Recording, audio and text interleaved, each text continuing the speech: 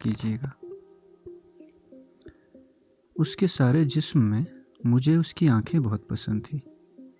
یہ آنکھیں بالکل ایسی تھیں جیسے اندھیری رات میں موٹر کار کی ہیڈ لائٹس، جن کو آدمی سب سے پہلے دیکھتا ہے۔ آپ یہ نہ سمجھیے گا کہ وہ بہت خوبصورت آنکھیں تھیں، ہرگز نہیں۔ میں خوبصورتی اور بدصورتی میں تمیز کر سکتا ہوں، لیکن معاف کیجیے گا، ان آنکھوں کے معاملے میں صرف اتنا کہہ سکتا ہوں کہ وہ خوبصورت نہیں تھی، لیکن اس کے باوجود ان میں بے پناہ کشش تھی۔ میری اور ان آنکھوں کی ملاقات ایک ہسپتال میں ہوئی۔ میں اس ہسپتال کا نام آپ کو بتانا نہیں چاہتا، اس لیے کہ میرے اس افسانے کو کوئی فائدہ نہیں پہنچے گا۔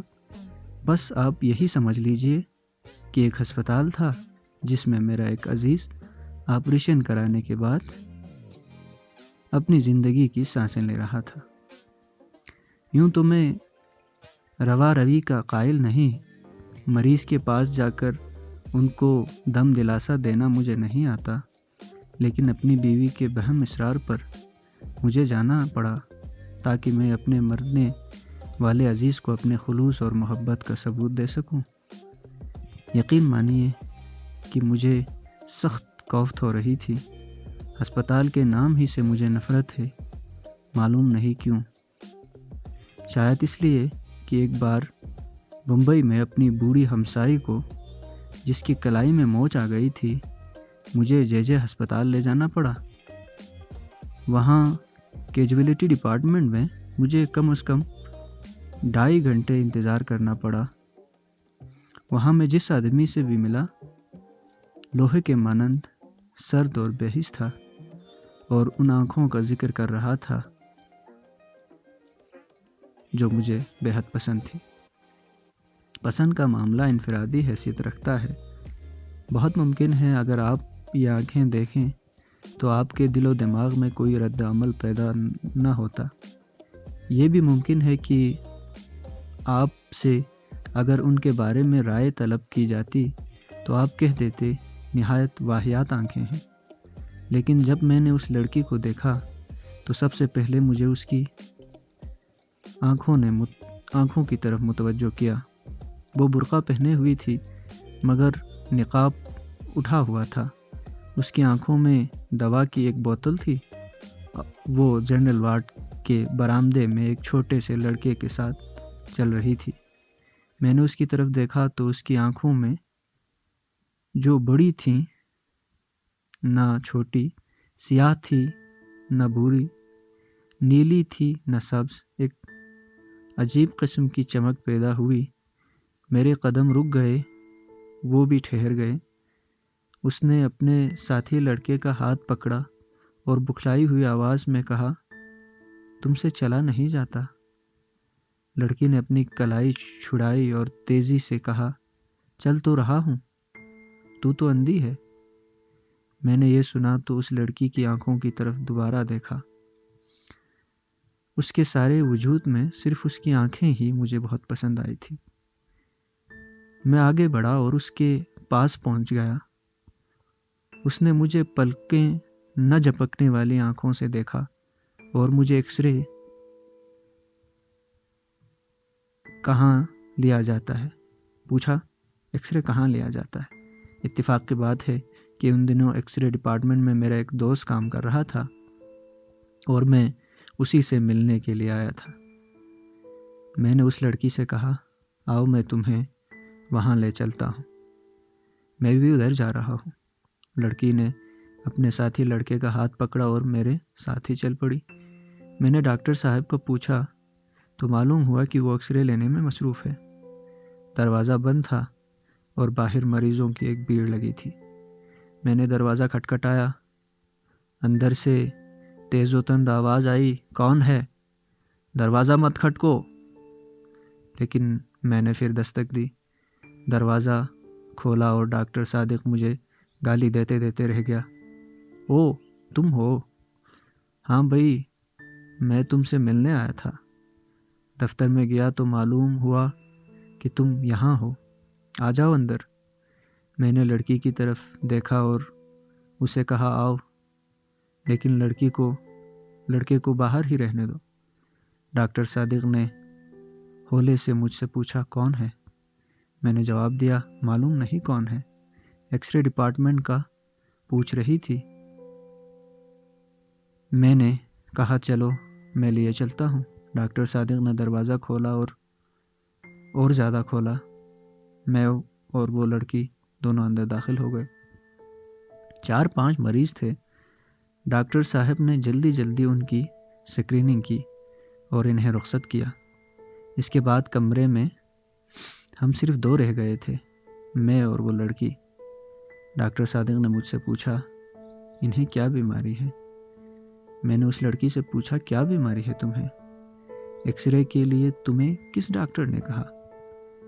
اندھیرے کمرے میں لڑکی نے میری طرف دیکھا اور جواب دیا مجھے معلوم نہیں کیا بیماری ہے، ہمارے محلے میں ایک ڈاکٹر ہے، اس نے کہا تھا کہ ایکس رے لے لو۔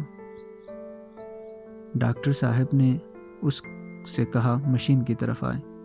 وہ آگے بڑھی تو زور کے ساتھ اس سے ٹکرا گئی۔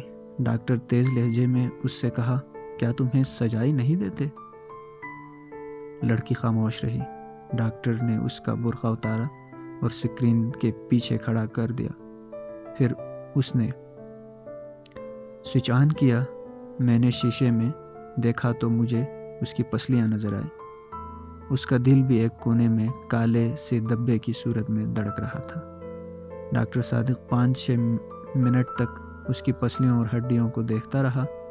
اس کے بعد اس نے سوئچ آف کر دیا اور روشنی کر کے مجھ سے مخاطب ہوا چھاتی بالکل صاف ہے۔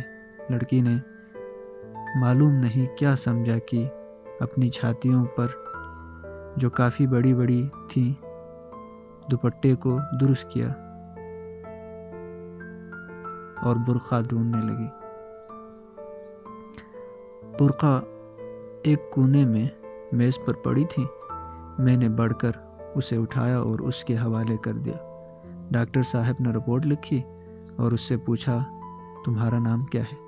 لڑکی نے برقع اوڑھتے ہوئے جواب دیا جی میرا نام حنیفہ ہے۔ حنیفہ؟ ڈاکٹر صادق نے اس کا نام پرچی پر لکھا اور اس کو دے دی۔ جاؤ یہ اپنے ڈاکٹر کو دکھا دو۔ لڑکی نے پرچی لی اور قمیض کے اندر اپنی انگلیاں میں اڑس لی۔ جب وہ باہر نکلی تو غیر ارادی طور پر اس کے پیچھے تھا، لیکن مجھے اس کا پوری طرح احساس تھا کہ ڈاکٹر صادق نے مجھ پر شک کی نظروں سے دیکھا تھا۔ اسے جہاں تک میں سمجھتا ہوں اس بات کا یقین تھا کہ اس لڑکی سے میرا تعلق ہے، حالانکہ جیسا آپ جانتے ہیں ایسا کوئی معاملہ نہیں تھا، سوائے اس کے کہ مجھے اس کی آنکھیں بہت پسند آ گئی تھی۔ میں اس کے پیچھے تھا۔ اس نے اپنی ساتھی لڑکے کی انگلی پکڑی ہوئی تھی۔ جب وہ تانگوں کے اڈے پر پہنچے تو میں نے حنیفہ سے پوچھا تم کہاں جانا ہے؟ میں نے ایک گلی کا نام لیا تو اس نے گلی کا نام لیا۔ میں نے اس سے جھوٹ موٹ کہا مجھے بھی ادھر ہی جانا ہے، میں تمہیں تمہارے گھر چھوڑ دوں گا۔ میں نے جب اس کا ہاتھ پکڑ کر تانگے میں بٹھایا تو مجھے یوں محسوس ہوا کہ میری آنکھیں ایکس ریز کا شیشہ بن گئی ہیں۔ مجھے اس کا گوشت پوست دکھائی نہیں دیتا تھا، صرف ڈھانچہ نظر آتا تھا، لیکن اس کی آنکھیں بالکل ثابت و سالم تھیں جن میں بے پناہ کشش تھی۔ میرا جی چاہتا تھا کہ اس کے ساتھ بیٹھوں، لیکن یہ سوچ کر کوئی دیکھ لے گا، میں اس کی ساتھی لڑکے کو اس کے ساتھ بٹھا دیا اور اگلی نشست پر بیٹھ گیا تاکہ چلا تو حنیفہ مجھ سے مخاطب ہوئی تم کون ہو؟ میں سعادت حسین منٹو ہوں۔ حسن منگو؟ یہ منٹو کیا ہوا؟ کشمیریوں کی ایک ذات ہے، ہم بھی کشمیری ہیں۔ اچھا، ہم گنگ وائس ہیں؟ میں نے مڑ کر اس سے کہا یہ تو بہت اونچی ذات ہے۔ وہ مسکرایا اور اس کی آنکھیں اور زیادہ پرکشش ہو گئیں۔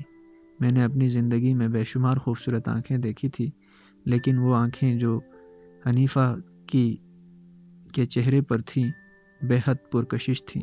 معلوم نہیں ان میں کیا چیز تھی جو کشش کا باعث تھی۔ میں اس سے بیشتر عرض کر چکا ہوں کہ وہ قطعاً خوبصورت نہیں تھیں، لیکن اس کے باوجود میرے دل میں کھپ رہی تھیں۔ میں جسارت سے کام لیا اور اس کے بالوں کی ایک لٹ کو جو اس کے ماتھے پر لٹک کر اس کی آنکھوں کو ڈھانپ رہی تھی انگلی سے اٹھایا اور اس کے سر پر چپاں کر دیا۔ اس نے برا نہ مانا۔ میں نے اور جسارت کی اور اس کا ہاتھ میں لیا، اور اس پر بھی اس نے کوئی مزاحمت نہ کی اور اپنی ساتھی لڑکے سے مخاطب ہوئی، تم میرے ہاتھ کیوں دبا رہے ہو؟ میں نے فوراً اس کا ہاتھ چھوڑ دیا اور لڑکے سے پوچھا، تمہارا مکان کہاں ہے؟ لڑکے نے ہاتھ کا اشارہ کیا، اس بازار میں۔ تانگے نے ادھر کا رخ کیا۔ بازار میں بہت بھیڑ تھی، ٹریفک بھی معمول سے زیادہ تھی۔ تانگا رک رک کے چل رہا تھا۔ سڑک میں چونکہ گڑھے تھے اس لیے بڑے زور سے دھچکے لگ رہے تھے۔ بار بار اس کا سر میرے کندھے سے ٹکراتا تھا اور میرا جی چاہتا تھا کہ اسے اپنے زانوں پر رکھ لوں، اس کی آنکھیں دیکھتا رہوں۔ تھوڑی دیر کے بعد ان کا گھر آ گیا۔ لڑکے نے تانگے والے سے رکنے کے لیے کہا۔ جب تانگا رکا تو وہ نیچے اترا۔ حنیفہ بیٹھی رہی۔ میں نے اس سے کہا، تمہارا گھر آ گیا؟ حنیفہ مڑ کر میری طرف اپنی عجیب و غریب آنکھوں سے دیکھا۔ بترو کہاں ہے؟ میں نے اس سے پوچھا۔ کون بترو؟ وہ لڑکا جو میرے ساتھ تھا۔ میں نے لڑکے کی طرف دیکھا جو تانگے کے پاس ہی تھا۔ یہ کھڑا تو ہے۔ اچھا، یہ کہہ کر اس نے بترو سے کہا، بترو مجھے اتار دو۔ بترو نے اس کا ہاتھ پکڑا اور بڑی مشکل سے نیچے اترا۔ میں سخت متحیر تھا۔ پچھلی نشست پر جاتے ہوئے میں نے اس لڑکی سے پوچھا، کیا بات ہے؟ یہ خود کیوں نہیں اتر سکتی؟ بترو نے جواب دیا، جی نہیں، ان کی آنکھیں خراب ہیں، دکھائی نہیں دیتا۔